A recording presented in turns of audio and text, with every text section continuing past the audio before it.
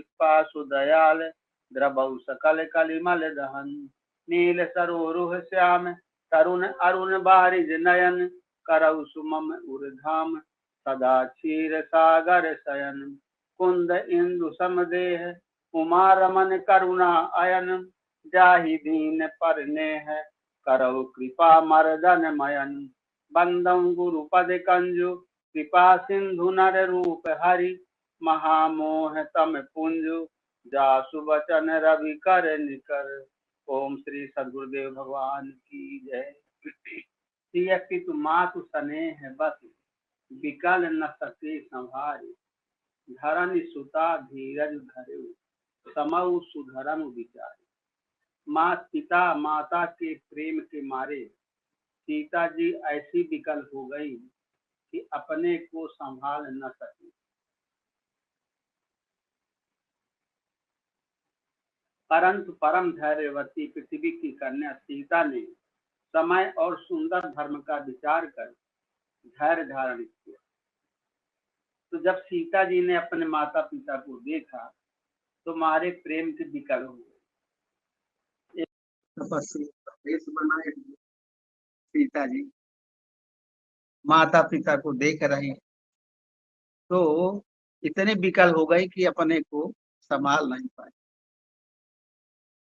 और परंतु परम धैर्यवती पृथ्वी की कन्या सीता जी ने समय और सुंदर धर्म का विचार कर धैर्य धारण किया। विचार करके धैर्य कि भाई हुआ जो हुआ है, लेकिन अब धीरज तो धरना ही पड़े। तापस बेस जनक सिय देखी भयउ प्रेम परितोष विषेखी पुण्य पुत्र पवित्र किए कुल दो सुजस धवल जग का सबको। सीता जी को तपस्विनी वेश में देखकर जनक जी को विशेष प्रेम और संतोष हुआ। जनक जी तो खुदा विदेह राज, जब सीता को जी को तपस्विनी वेश में देखे उनको विशेष प्रेम और संतोष हुआ, क्योंकि उन्होंने कहा बेटी तूने दोनों कुल पवित्र कर दिए। हमारा कुल तो पवित्र किया ही, साथ साथ में अपने ससुराल का कुल पवित्र कर दिया। जो तपस्विनी का वेश बना के रहेगी। मैं तो महात्मा हूँ ही अंदर से, मैं तो विदेहराज मेरा नाम ही है, पर तूने जो किया उससे मुझे विशेष प्रेम और संतोष हुआ। तू भी मेरी लड़की भी तपस्विनी बन गई। मैं तो तपस्वी हूँ ही अंदर से, बाहर से चाहे भले ही राज्य करता हूँ लेकिन अंदर से तो मैं तपस्वी ही हूँ। उनका नाम विदेह राज जनक। देह में रहते हुए भी वो देह की आसक्ति से रहित रहते, देह की आसक्ति उनमें नहीं रहती, इसलिए उनको विदेह राज जनक कहा जाता। तेरे निर्मल यश से सारा जगत उज्जवल हो रहा है, ऐसा सब कोई कहते।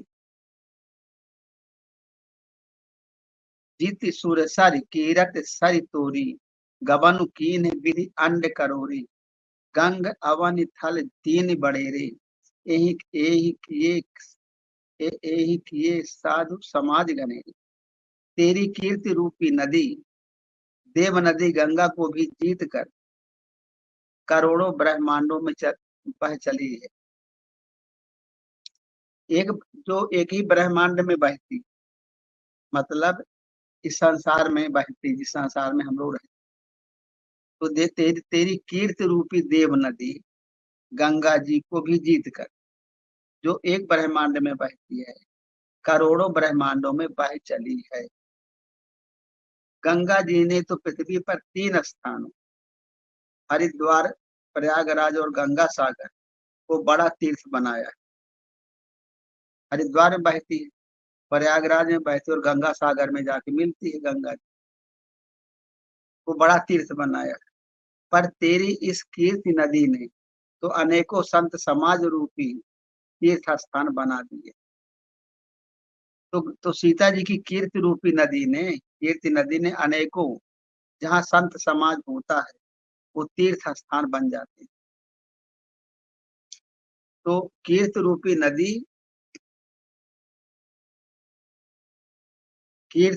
नदी देव नदी गंगा जी को भी जीतकर करोड़ों ब्रह्मांडों में बह चली।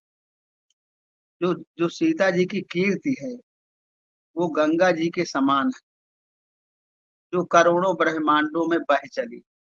करोड़ों ब्रह्मांडों का मतलब जितने पुरुष होंगे, जितने व्यक्ति होंगे, जितने प्राणी होंगे, सबके अंदर ज्ञान रूपी गंगा बह चली। ऐसी सीता जी की कीर्ति। सीता जी जो है वो शक्ति की रूप है। सीता जो है वो शक्ति है। और वो शक्ति कौन सी शक्ति है? वो है सतोगुणी शक्ति। वैसे तो सीता जी सब जगह फैली हुई। सीता माने शक्ति, जो हमारे मन की शक्ति हर पदार्थ में दौड़ दौड़ करके और उसके गुणों को ग्रहण करती है, उसी का नाम है सीता। जब वो पदार्थ में चली जाती है शक्ति, तब दूषित होती। जब बुरे पदार्थों में जाती, सब पदार्थों में, लेकिन कहीं दूषित होती है और कहीं जो है अच्छी भी रहती है। दोनों तरफ काम करती, अच्छाई में भी काम करती, बुराई में भी काम करती। तो वो शक्ति सीता है। उस शक्ति को जब हम कोई साधक साधना करके अपनी ओर खींच लेता, तब वो परमात्मा को प्राप्त करने का अधिकारी बनता है। अगर शक्ति संसार में ही रह जाती है तो दूषित होती चली जाती। वो नरक में भी वो शक्ति रहती, तभी ना हमारा मन नरक में जाता है। स्वर्ग में भी जाती है, रहती, जब तब हमारा मन भगवान में लगता है। तो सब जगह वो शक्ति फैली है। वही शक्ति सीता। राम जो है वो पर ब्रह्म परमात्मा। राम जो है पर ब्रह्म परमात्मा के रूप। उनकी शक्ति, उन पर ब्रह्म परमात्मा में वो शक्ति यद्यपि है नहीं है, जो शक्ति संसार में काम करती है वो परमात्मा में डायरेक्ट नहीं है, उनसे ज्वाइंट नहीं है। उनके प्रभाव से, उनके ताकत से वो शक्ति पैदा होती है जो संसार का रूप धारण करती है। इसीलिए इसको कहीं दुर्गा कहते हैं, कहीं काली कहते हैं, कहीं भैरवी कहते हैं, कहीं जो है क्या बोलते हैं सिद्धिदात्री, और कहीं क्या बोलते हैं ब्रह्मचारिणी, कात्यायनी, स्कंद माता। ये सब कहते हैं। क्यों कहते हैं? कुष्ठमांडा, काल भैरवी। क्यों कहते हैं? क्योंकि सब पदार्थों में वही शक्ति काम करती। संसार के जितने पदार्थ हैं, जितनी वस्तुएं हैं, चर अचर हैं, सब जगह वही काम कर रहे। हम लोग तो केवल एक मानव योनि को ही महत्व देते हैं कि मानव योनि में जो हो, लेकिन तो सब योनियों में काम कर रहे हैं वो शक्ति सब प्राणियों के अंदर। तो उसके बहुत सारे रूप भी होंगे। वो तो नव रूप मुख्य मुख्य बनाए गए, अनंत रूपों में वो शक्ति काम कर रहे। सीता रूपी शक्ति वही वही पार्वती का रूप है। शंकर जी जो है, राम और शंकर में कोई भेद नहीं है। राम ही शंकर है और शंकर जी ही राम है। इसीलिए ना शंकर जी को मानते कि राम के गुरु, और राम राम मानते शंकर जी को गुरु मानते, यानी दोनों अभेद है। अब राम जी, श्री राम जी और शंकर जी में फर्क क्या है? रामचंद्र जी निर्गुण निराकार तत्व के रूप, और शंकर जी सगुण और निर्गुण दोनों के रूप। सगुण भी है, निर्गुण भी। गुरुम शंकर रूपिणम वंदे बोधमयम नित्यम गुरुम शंकर रूपिणम। बोध स्वरूप है और सगुण भी है, निर्गुण भी है। सगुण रूप में पूरे संसार को चलाते, स्थूल में चेतन के प्रतिबिंब माने जाते, और सूक्ष्म में भी गुरु के रूप, कारण में भी गुरु के रूप, और कारण से परे कारणातीत भी है। राम के गुरु है ना, तो कारणातीत भी है। इसलिए जितने गुरु लोग होते हैं, जितने गुरु लोग हैं, सब शिव स्वरूप होते, जो आज हैं और जो पहले हो चुके हैं, सबका स्वरूप शिव का हो। इसलिए शिव की स्थापना की जाती है गुरु के रूप में। तो वो गुरु के रूप में कार्य करते भी हैं, गुरु के रूप में सब कार्य करते। इसलिए गुरु जो होते हैं, जो इष्ट होते हैं, अपने गुरु जो होते हैं, वही शिव स्वरूप माने।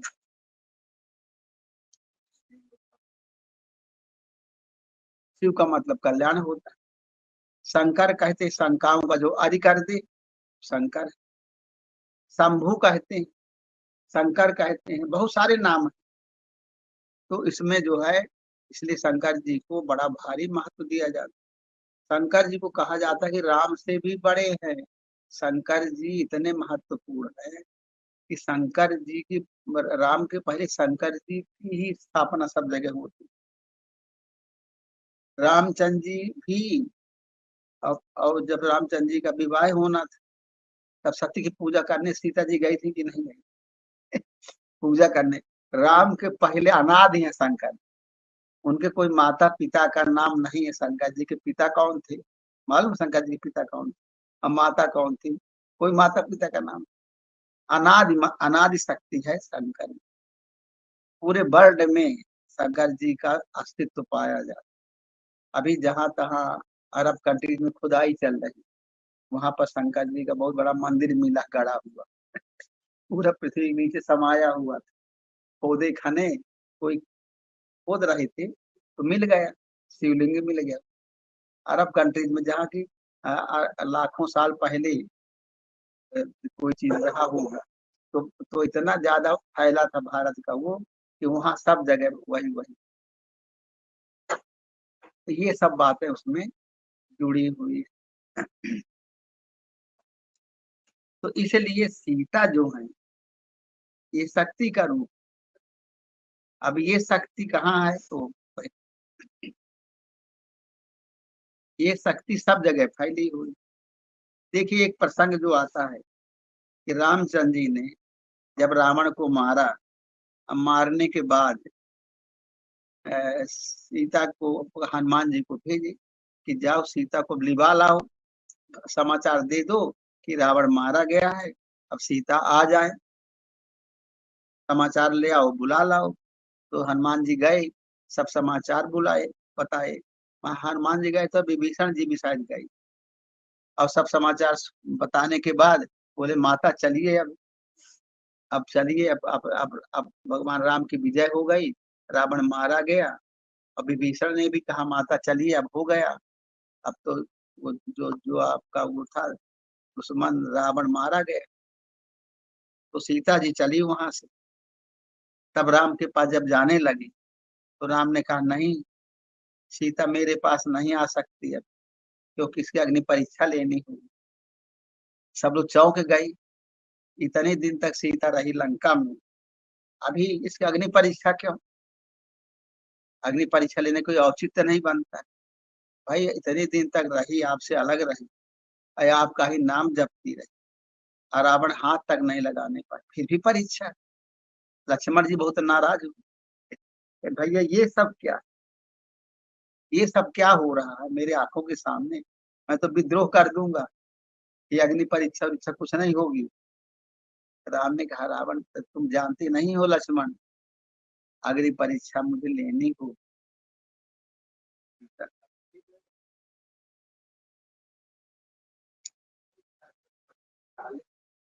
मतलब कहने का तात्पर्य ये होता, कहने का तात्पर्य आध्यात्मिक अर्थ, आध्यात्मिक अर्थ में हम लोग लेते हैं कि हमारी जो शक्ति है, भले मोह ने कुछ किया नहीं, लेकिन मोह के कब्जे में रही।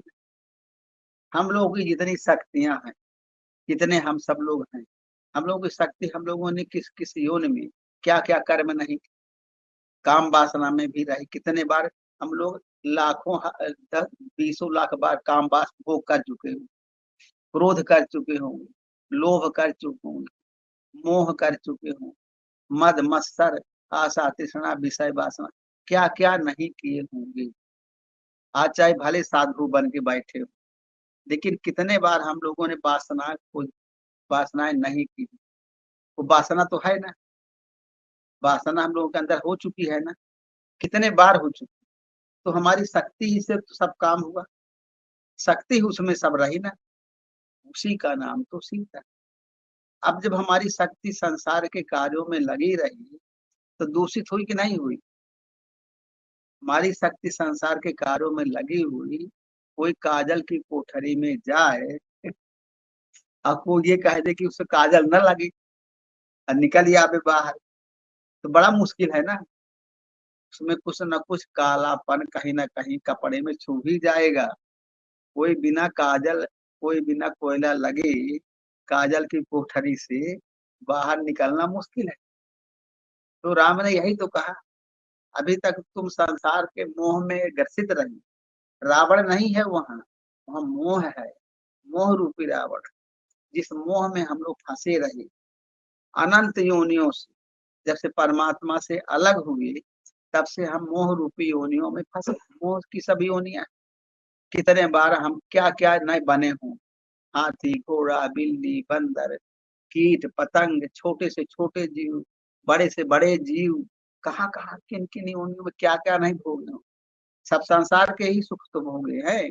काम क्रोध लोभ मोह मद मत्सर आदमी तो रहे हैं, सब मोह ही के तो पुत्र हैं। तो भगवान राम कहते हैं कि सीता, तुमको अग्नि परीक्षा देनी होगी। क्यों देनी होगी?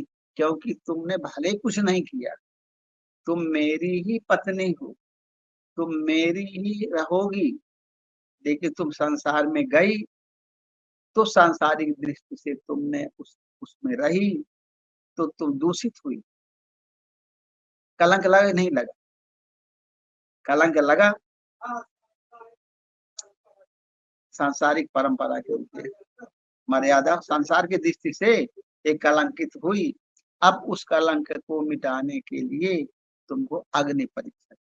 अग्नि परीक्षा क्या है?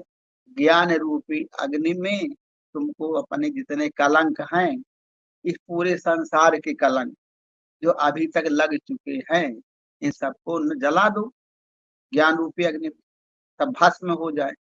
आइए ज्ञान रूपी अग्नि में सभी कलंकों को जला दो। आइए,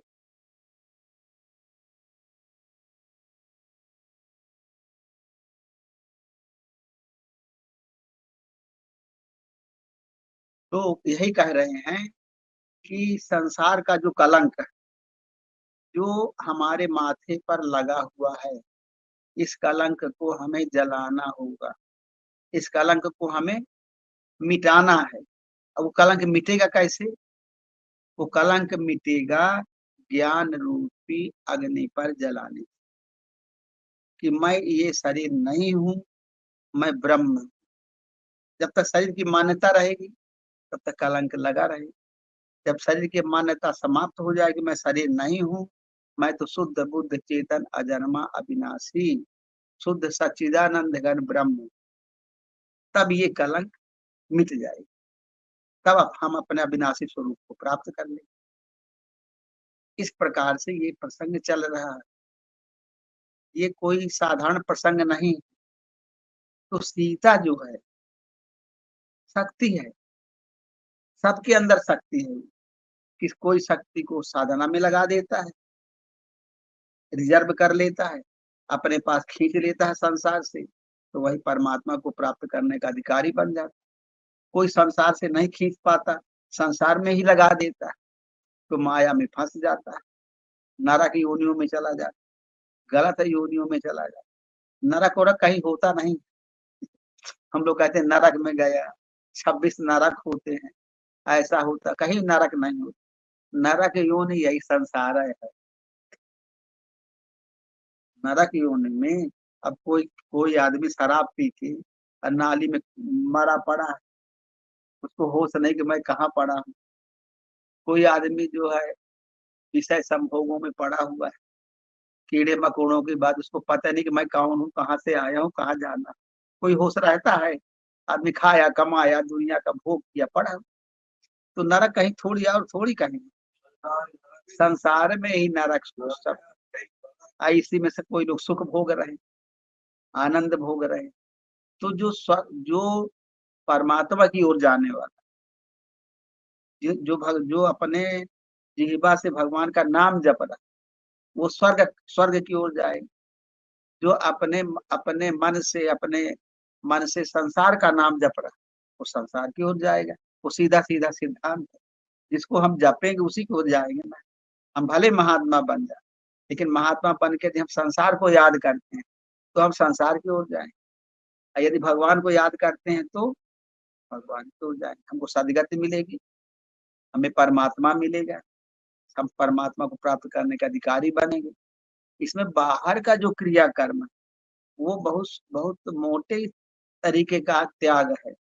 गुरुदेव भगवान समझा रहे थे ना कल कि जो हम लोग स्थूल शरीर से विषयों का भोग करते, अगर हमने उनका त्याग कर दिया तो हमको भोग नहीं मिलेगा। मान लीजिए किसी ने पत्नी का छोड़ दिया, घर द्वार छोड़ दिया, परिवार छोड़ दिया, तो त्याग हो गया ना। अब हम उनसे संभोग नहीं करेंगे, पत्नी नहीं मिलेगी, हमारा घर द्वार गृहस्थी सब गई, अब नहीं मिलने वाली है। मान लो हमने त्याग कर दिया, लेकिन ये त्याग होने के बाद भी अभी हमको मन से त्याग करना पड़ेगा। बड़ी बड़ी भारी बीमारी है कि हमने शरीर से त्याग तो कर दिया, अभी हमने शरीर से त्याग किया कि हम भोग नहीं कर, जलेबी नहीं खाएंगे, मीठा नहीं खाएंगे, हम उसका भोग नहीं करेंगे। आज बैठ लो, थोड़ा आप लोग इशारा किया, थोड़ा थोड़ा उनको बैठने का अवसर दिया। इशारा किया, सब लोग सब इधर बैठ जाओ, आप इधर अवसर आ जाइए, बैठिए। अब उठ के बाबा आप तो इधर चले आओ, कुछ लोग ऐसा इशारा किया ना, ऐसे बहुत जगह पड़ी, अब तुम भी बैठ जाओ उसमें। तो जो हम लोग संसार के पदार्थों का भोग करते हैं ये तो हमारा स्थूल शरीर से किया हुआ भोग है। लेकिन अगर इस संसार का हम त्याग कर दें, कोई संसार के भोगों का त्याग करके महात्मा बन जाए, अब महात्मा बन गया तो महात्मा बन गया तो उसने सब त्याग किया ना, कि हम घर द्वार का त्याग करते हैं, पत्नी बच्चों का त्याग करते हैं, अब हम घर में कभी नहीं आएंगे, हम संन्यास ग्रहण करते हैं, हम अच्छे कार्य करेंगे, भगवान का नाम जपेंगे, ध्यान करेंगे, सब कुछ करेंगे। महात्मा बन गया। महात्मा बनने के बाद उसने बाहर स्थूल शरीर से सुख तो त्याग कर दिया, लेकिन उसकी याद अभी उसमें आसक्ति जो हमारी थी, मन की जो आसक्ति है वो अभी कहाँ समाप्त हुई, वो तो मन से हो रही ना। मन तो इतना बड़ा फील्ड है, उसके लिए चारों द्वार खुल, सब रास्ते खुले हुए मन से। तो अब जो हमने स्थूल से त्याग किया तो वो छोटे श्रेणी का त्याग है, छोटे स्तर का त्याग। उससे और बारीक त्याग क्या होता है, जब हम मन से भी त्याग करें। यदि मन से हम भोग करते हैं और हमने स्थूल से त्याग कर दिया तो अभी हमारा त्याग परिपक्व नहीं माना जाएगा, सही त्याग नहीं माना जाएगा जब तक हम मन से त्याग नहीं करें। इसलिए उसको स्थूल शरीर से त्याग करने के बाद, साधु महात्मा बनने के बाद, गुरुदेव भगवान के शरण में जाने के बाद उसको मन से भी त्याग करना पड़े। उसमें आसक्ति नहीं होना चाहिए, उसमें लगाव नहीं होना चाहिए, उसमें अटैचमेंट नहीं होना। यदि हमारा अटैचमेंट है, मान लीजिए कोई बाबा यहाँ रहते और मोबाइल से घर से बात करते और रहते धारकुंडी में, आए भजन करने के लिए, अब मोबाइल से बात करते घर से कि हमारा बेटा कैसा है, हमारी बेटी कैसी है, खेती पाती कैसी है, लगान वहाँ है। तो वो यहाँ रहते हुए भी यहाँ नहीं है, घर में है ना, जहाँ मन है वही है ना, जहाँ हमारा मन जा रहा है वही हम रह रहे। इसलिए देखो, इस बहुत बारीक चीज है, साधना करना बहुत बारीक चीज है। क्यों बारीक है? क्योंकि हमारा हमारे स्थूल शरीर से भी त्याग करना है और सूक्ष्म शरीर से भी त्याग करना पड़ेगा। ये दूसरे किस्म का त्याग है और बारीक त्याग है। फिर तीसरा त्याग होता है कारण शरीर से त्याग। कारण शरीर से, मान लीजिए सूक्ष्म शरीर से भी त्याग हुआ, कोई मन से भी संकल्प नहीं करता, घर गृहस्थी को सबको छोड़ दिया, किसी को 20 साल हो गया, 25 साल हो गया, 30 साल हो गया, सबका त्याग कर दिया, उसके बाद भी उसको घर द्वार की याद नहीं आती, तो फिर किसकी याद आती है? फिर भी याद आती है ना। किसकी याद आती है? नहीं, परमात्मा की याद तो आएगी ही, लेकिन परमात्मा की याद आने के पहले उसको अपने शरीर की याद रहती कि मैं शरीर हूँ, मैं कैसे खाऊं पीऊं रहूं, मुझे कोई बीमारी ना हो, कोई कष्ट ना हो, कोई रोग ना हो, मैं स्वस्थ रहूं, तभी भगवान का भजन कर पाऊंगा। और क्या करना चाहिए? उसको कोई भी कष्ट आवे, कितना भी बड़ी आपत्ति आवे, कितना भी बड़ा दुख आवे, लेकिन उसको परमात्मा को ही याद करते रहना चाहिए। और सुख में तो सबको याद करता है। अच्छा आदमी स्वस्थ है, हट्टा कट्टा है, तो कहे भगवान को भी याद कर लेंगे, क्या रखा है उसमें। लेकिन जब हमारे बहुत विपत्ति आ गई, देखिए जो विपत्ति में साथ देता है वही सच्चा साथी माना जाता है, और जो सुख में साथ देता देता है और जब विपत्ति आवे तब छोड़ दे, वो सच्चा साथी नहीं माना। ये माना जाता है कि वो सच्चा साथी नहीं है। हमारे सुख सुख में तो सभी साथी होते, लेकिन विपत्ति में जो साथ देता है वो सच्चा साथी। इसलिए जब हमें विपत्ति आ गई, हम एक मान लो महात्मा लोग हैं, कहीं खाने को नहीं मिला, घूम विचरण कर रहे हैं, कहीं खाने को नहीं मिला, एक दिन दो दिन भूखों भी रहना पड़ा, तो वो क्या भगवान को भुला जाएगा क्या? भगवान की इच्छा नहीं देने की तो भूखे रहे आओ, कपड़े नहीं मिलते पहनने को तो बिना कपड़े के रहे आओ। हमें कोई भी परिस्थिति आवे, हर परिस्थिति को हमें फेस करना पड़े, हर परिस्थिति में हमें अपने आप को सम अवस्था में रखना पड़े। इसीलिए महात्मा लोग बहुत तपस्या करते हैं, त्याग करते हैं, वैराग्य करते हैं, तब उनको परमात्मा की प्राप्ति। कोई जो है बड़ी बड़ी नदियों की परिक्रमा कर, नर्मदा जी की परिक्रमा कर रहा है, कोई गंगा जी की परिक्रमा कर रहा है, कोई नंगे पैर चल रहे हैं, वो उत्तराखंड तरफ जाते हैं ना महात्मा लोग, वो नंगे पैर चलते रहते। तो क्यों करते हैं? शरीर को कष्ट देते हैं, और कष्ट में भी भगवान याद आना चाहिए। तो कष्ट में भी अपनी साधना नहीं छोड़ना।